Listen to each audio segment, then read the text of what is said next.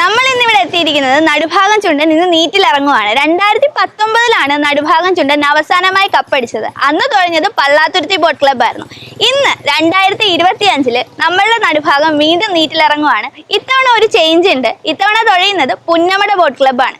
നെഹ്റു ട്രോഫിയിൽ മുത്തമിടാനായിട്ട് അവർ വീണ്ടും ഇറങ്ങുകയാണ്. ആ ഒരു വിശേഷങ്ങൾ നിങ്ങളുമായിട്ട് പങ്കുവെക്കാനാണ് വൺ സ്കൂപ്പ് ടീം ഇന്ന് ഇവിടെ എത്തിയിരിക്കുന്നത്.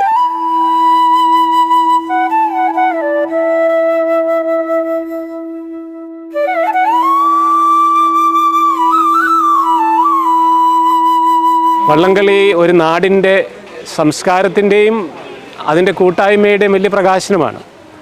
അതിനകത്തൊരു ഹ്യൂമൻ സ്പിരിറ്റ് ഉണ്ട്. ഒരു മനുഷ്യൻ്റെ ഒരു സമൂഹത്തിൻ്റെ ഒരു വലിയ ആ സമൂഹത്തിൻ്റെ ഓർമ്മ, ആ സമൂഹത്തിൻ്റെ കരുത്ത്, ആ സമൂഹത്തിൻ്റെ കൂട്ടായ്മ, ആ സമൂഹത്തിൻ്റെ ജീവിതത്തോടുള്ള ഒരു പോസിറ്റീവ് ആറ്റിറ്റ്യൂഡെല്ലാം ഈ കളിയിൽ, പ്രത്യേകിച്ച് ഇന്നത്തെ കാലത്ത് ഇത്രയും ബുദ്ധിമുട്ടും കഷ്ടപ്പാടുകളും ഇതിനു വേണ്ടിയുള്ള ഫണ്ട്സൊക്കെ ഒരുമിച്ച് കൂട്ടാനൊക്കെ അവരെ പ്രേരിപ്പിക്കുന്ന ഡ്രൈവിംഗ് ഫോഴ്സ്.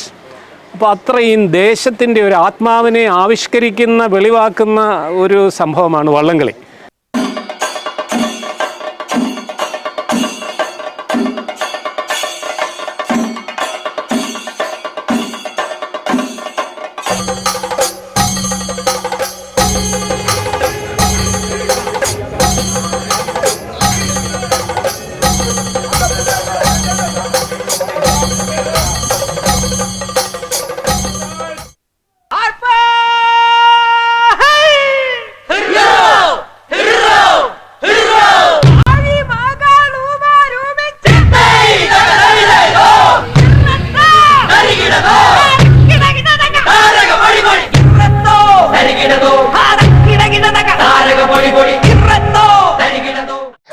എൻ്റെ പേര് ബാലൻ എന്നാണ് അറിയപ്പെടുന്നത്. ബാലചന്ദ്രൻ എന്നാണ് പേര്.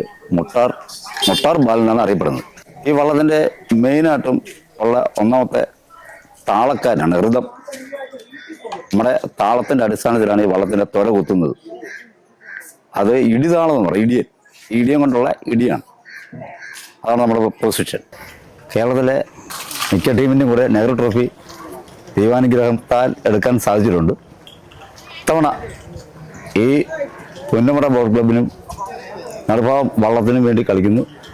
നെഹ്റു ട്രോഫി എടുക്കാൻ തന്നെ ദൃഢനിശ്ചയമായിട്ട് ഞങ്ങൾ എടുത്തിരിക്കും. അതിനുള്ള പ്രാക്ടീസ് ഞങ്ങളുടെ കോച്ചർമാർ തരുന്നുണ്ട്. പിന്നെ ദൈവം അനുഗ്രഹിച്ചാൽ ദൈവഹിതം പോലെ നടക്കട്ടെ.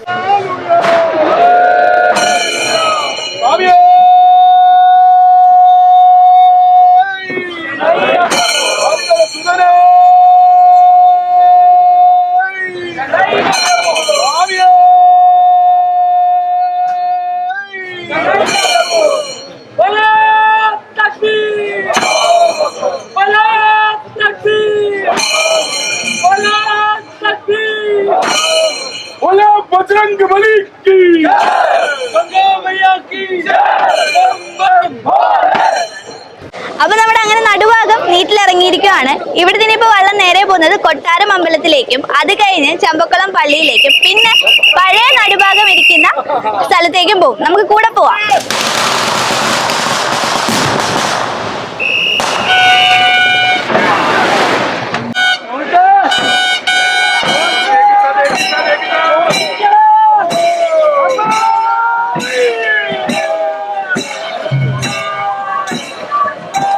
എൻ്റെ പേര് ഷാജി പച്ച എന്നാണ്. ഈ വള്ളത്തിലൊരു മൂന്നാം താളക്കാരനായിട്ടാണ് എൻ്റെ പൊസിഷൻ ചെയ്യുന്നത്. താളമാണ് എൻ്റെ. ഞാൻ ഏകദേശം കുറേ കാലങ്ങളായി 10-20 വർഷക്കാലമായിട്ട് ഈ വള്ളംകളി ഫീൽഡിൽ തന്നെയാണ്. നെഹ്റു ട്രോഫികൾ കരസ്ഥമാക്കിയിട്ടുണ്ട്. ചെറുവള്ളങ്ങൾ തൊട്ട് എല്ലാ വള്ളങ്ങളിലും എല്ലാ ആറുകളിലും ജയിച്ചിട്ടുണ്ട്. നിരവധി വള്ളങ്ങൾ ജയിച്ചിട്ടുണ്ട്. ശക്തമായിട്ടുള്ള കോച്ചർമാരുടെയും ശക്തിയായിട്ടുള്ള തൊഴിൽക്കാരുടെയും ഏകീകൃതമായൊരു നല്ലൊരു കോമ്പിനേഷൻ വർക്കുള്ളത് കൊണ്ട് ശക്തമായൊരു ടീം വർക്കായി വന്ന് ഈ വർഷത്തെ പുന്നമടക്കി കായലിൽ ഞങ്ങളൊരു തിലകുറി എന്നെ ചാർത്തുമെന്ന് ഉറപ്പിച്ച വിശ്വാസത്തിൽ തന്നെ നിൽക്കുകയാണ്.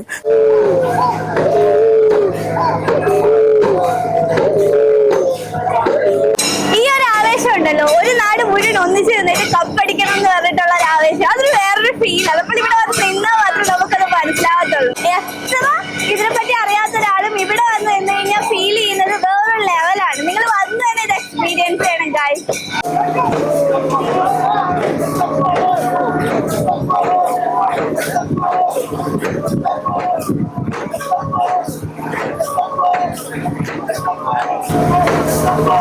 പേര് വിമൽ, കുട്ടനാട് സ്വദേശിയാണ്. വള്ളംകളിയിൽ ഏകദേശം ഒരു 15-16 വർഷമായി വള്ളംകളിയിൽ നിൽക്കുന്നു. ഇന്ന് ഈ വള്ളത്തിന്റെ ലീഡിംഗ് ക്യാപ്റ്റനായിട്ട് ചുമതല ഏൽപ്പിച്ചിരിക്കുകയാണ്. വള്ളത്തിലെ മെയിൻ പൊസിഷൻ എന്ന് പറഞ്ഞാൽ ഒന്നാം താളം നിൽക്കുന്ന ആള്, അതായത് വെടിത്തടിക്ക് മുമ്പിൽ നിൽക്കുന്ന ആള് നിർദ്ദേശം കൊടുത്തതനുസരിച്ചാണ് വാലോട് തല വള്ളത്തിന്റെ ഫ്രണ്ട് മുതൽ അമരം വരെയുള്ള മുഴുവൻ ആൾക്കാരും ആ താളത്തിലും മൃഗത്തിലുമാണ്. ഓരോ പൊസിഷനിലും, അതായത് ആദ്യത്തെ 3-10 എന്നുള്ള ആ ഒരു താളം കഴിഞ്ഞതിന് ശേഷം പിന്നെ വരുന്നത് ഓരോരുത്തർക്കും ഓരോ ഋതത്തിലാണ് താളം വരുന്നത്. പല വള്ളത്തിലും പല താളങ്ങളായിരിക്കും. നമുക്ക് നമ്മുടേതായ ഒരു ടെക്നിക്കുണ്ട്. ആ ടെക്നിക്കിൽ നമ്മൾ വള്ളം വലിച്ച് ഏകദേശം ഒന്നാം ചിറ, അതുപോലെ തന്നെ ടാക്കിയറ എന്ന് പറയുന്ന ചെറമുറി എന്ന് പറയുന്ന നമ്മുടെ വള്ളംകളി ഭാഷയിൽ ചെറമുറി എന്നാണ് അറിയപ്പെടുന്നത് പുന്നമടയിൽ. ആ ചെറമുറി വരെയുള്ള ഇടഭാഗത്തെ ഒരു കളിയുണ്ട്. അവിടെയാണ് മത്സരത്തിന്റെ യഥാർത്ഥ കളി ഇരിക്കുന്നത്. ആ കളിയിൽ മുന്നിൽ വലിച്ചു വെക്കുന്ന ആൾ, ലീഡ് ചെയ്ത് നിൽക്കുന്ന ആ വ്യക്തി അല്ലെങ്കിൽ ആ വള്ളം, ആ ലീഡിംഗ് ക്യാപ്റ്റന്റെ കഴിവ് കൊണ്ട് മുന്നിൽ വരുന്ന ആ വള്ളമായിരിക്കും തീർച്ചയായിട്ടും വലിയൊരു കുതിപ്പിലേക്ക്. പിന്നെ വരുന്നത് ചെറമുറി കഴിഞ്ഞ് ഇറങ്ങാൻ പോകുന്നെന്ന് പറഞ്ഞാൽ നീരൊഴുക്കുള്ള സ്ഥലത്തേക്കാണ്. അങ്ങനെ നല്ല ആഴമാണ്. എല്ലാ ട്രാക്കിനും ആനുകൂല്യമായിട്ട് വള്ളങ്ങൾക്ക് കിട്ടും. നല്ലൊരു ഇത് കിട്ടുന്ന സ്ഥലമാണ് ചെറമുറി കഴിഞ്ഞിറങ്ങുന്നത്. അവിടെ പ്രത്യേകം കൊടിയടിച്ചിട്ടുണ്ട്. അതിനുശേഷമാണ് ജീവൻ മരണ പോരാട്ടം. ഏകദേശം കഴിഞ്ഞ വർഷത്തെ നെഹ്റു ട്രോഫി മത്സരം നമുക്കറിയാം, 4 വള്ളങ്ങളും തുല്യത പാലിച്ചാണ് വന്നത്. മൈക്രോ സെക്കൻഡുകളുടെ വ്യത്യാസത്തിൽ ആ ഒരു രീതിയിലേക്ക് മത്സരങ്ങൾ മാറി 8-10ഓളം ക്ലബ്ബുകൾ ട്രോഫിക്ക് വേണ്ടി തന്നെ മത്സരിച്ച് വരികയാണ്. അപ്പൊ അതുകൊണ്ട് ചെറമുറി ഇറങ്ങിയതിന് ശേഷം അവിടെ നമ്മളൊക്കെ ഓരോ പോയിന്റ് വെച്ചിട്ടുണ്ട്. ആ പോയിന്റിലാണ് ജീവൻ മരണ പോരാട്ടം നടക്കുന്നത്. അവിടെ വെച്ചുള്ള ബാക്കി 150-200 മീറ്റർ എന്ന് പറഞ്ഞാൽ മരിച്ച് വീഴുകയാണ് വള്ളത്തെ.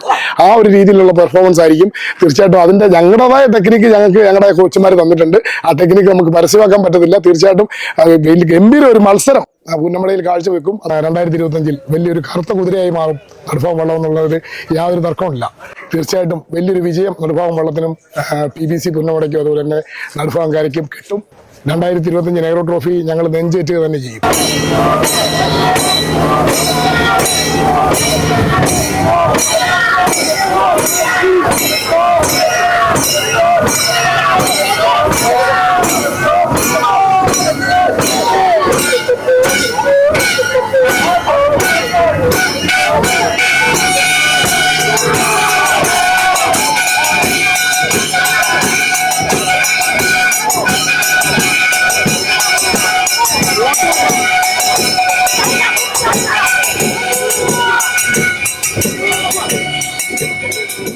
വർഷക്കാലം മുമ്പ് ജവഹർലാൽ നെഹ്റു കേരളം സന്ദർശിച്ചപ്പോൾ അദ്ദേഹത്തെ കോട്ടയത്ത് നിന്ന് ആലപ്പുഴയിലേക്ക് ജലമാർഗ്ഗം മൂലം ഒരു വള്ളംകളിയുടെ സ്വീകരണത്തോടുകൂടി അദ്ദേഹത്തെ ആനയിച്ചു. അന്ന് വള്ളംകളി നടക്കുമ്പോൾ ഇവിടെ നിന്ന് ചമ്പകുളത്തു നിന്ന് പോയിരുന്ന നടുഭാഗം ചുണ്ടെന്ന വള്ളമാണ് അതിൽ ഒന്നാമതായി തുടങ്ങി അദ്ദേഹം അവിടെ വന്നത്. ആ വള്ളത്തിൽ ജവഹർലാൽ നെഹ്റു കയറുകയും ആലപ്പുഴ ടൗണിലുള്ള തോട് വഴി, അതായത് അതിന് വാഴ കനാൽ എന്നാണ് പറയുന്നത്, ആ കനാൽ വഴി ബോട്ട് സഞ്ചരിച്ച ശേഷം അദ്ദേഹത്തിന് വളരെ സന്തോഷമായി. അതിനുശേഷം അതിൻ്റെ ഓർമ്മയ്ക്കായി അദ്ദേഹം എല്ലാ വർഷവും ഇവിടെ കളി നടത്തുമെന്നും അത് ഓഗസ്റ്റ് 2nd വീക്ക് 15-ാം തീയതി ആയിരിക്കണമെന്നും നിർദ്ദേശിച്ചിരുന്നു. അങ്ങനെ കളി കഴിഞ്ഞത് കോവിഡ് കാലത്ത് മുമ്പ് വരെ നടന്നു വന്നിരുന്നു. കോവിഡിന് ശേഷം പല സാങ്കേതികമായിട്ടുള്ള പ്രശ്നങ്ങൾ മൂലം ഗവൺമെൻറ്റിൻ്റെ തീരുമാനപ്രകാരം കളിയുടെ ഡേറ്റ് അങ്ങോട്ടും ഇങ്ങോട്ടും മാറിപ്പോയിട്ടുണ്ട്. ഇത്തവണയും മാറിയിട്ടുണ്ട്.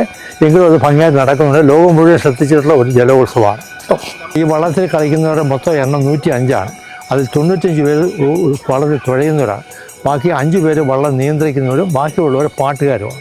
അങ്ങനെ 105 പേരുള്ള ഈ ലോകത്തിൽ ഇത്രയും ഉള്ള സ്ട്രെങ്തുള്ള ഒരു ടീം കളി എങ്ങുമില്ല. ഇവിടുത്തെ നാട്ടിലെ വിദേശത്തും നാട്ടിലുള്ള കാശുള്ള പിള്ളേർ കൂടിയാണ് ഇതെല്ലാം കളിപ്പിക്കുന്നത്. ഇത്തവണ PBC ആണ് മെയിനായിട്ട് ഇതിനെ സ്പോൺസർ ചെയ്തിരിക്കുന്നത്. പിന്നെ ക്യാപ്റ്റൻ എന്ന് പറഞ്ഞാൽ കണ്ടത്തിലെ യോമിച്ചൻ്റെ മകനാണ് ഇത്തവണത്തെ captain. We are from Bhopal, Madhya Pradesh, Bhopal Academy se. We are working very hard and we believe in us. So we are going to win this time.